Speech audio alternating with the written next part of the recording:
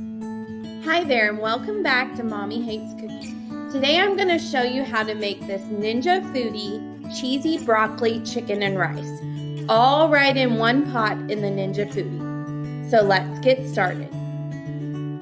So the ingredients you will need are 4 boneless, skinless chicken thighs, 1/4 cup of white onion diced, 1½ cups of quick cooking rice, uncooked, 1½ cups of water, 2 cups of broccoli, or just a bag of frozen broccoli would work.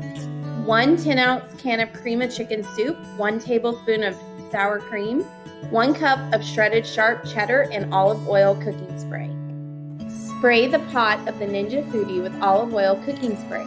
Then add cubed chicken thighs and the onion to the pot and saute it. Once the chicken is fully cooked, you'll either want to use a pan for the Ninja Foodi, or you can use the pot of the Ninja Foodi. You'll spray the pan or the pot with olive oil cooking spray, and then we're going to layer it with the ingredients. So the first thing you want to add is the cooked chicken. Next, you'll add in the broccoli right on top of the chicken. It can be frozen. I like to just add the tops of the broccoli, not the stems, so you can trim it up a bit. Now you'll add the uncooked rice right on top of the broccoli, and then pour the water right on top of the rice. Mix together the sour cream and the cream of chicken soup. Then spread this evenly over the entire dish.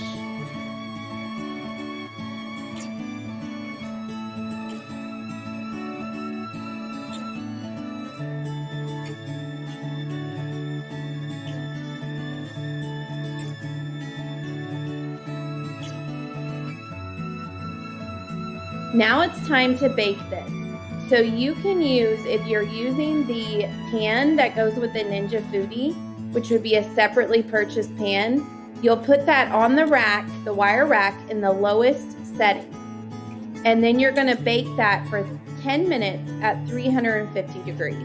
Remember, you can also just use the pot of the Ninja Foodi too if you need to.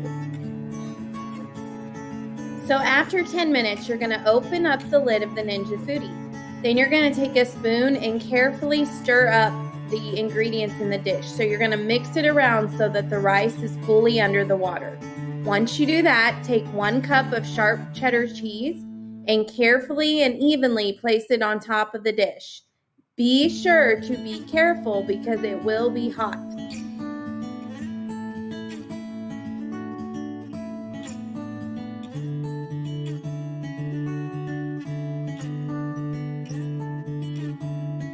Once you've done that, go ahead and bake it again for 10 minutes at 350 degrees.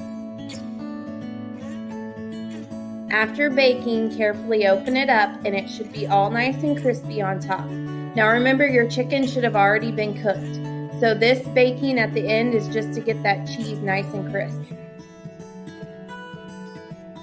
It's best to let it cool for about 5 minutes just to let it thicken up a bit. And then you can carefully remove it and serve it. I would suggest using the mitts though, because remember, it is going to be hot when you're pulling this out of the foodie. And once it's cooled, it's ready to serve and enjoy. Remember, you can always make this gluten-free too by using gluten-free cream of chicken soup, which is really easy to make yourself, or you can grab one at the store. Remember that you can find all of these recipes at mommyhatescooking.com. And be sure to subscribe and like this video so that you don't miss the next one. I'll be back again with another delicious recipe. Thanks so much for joining in today.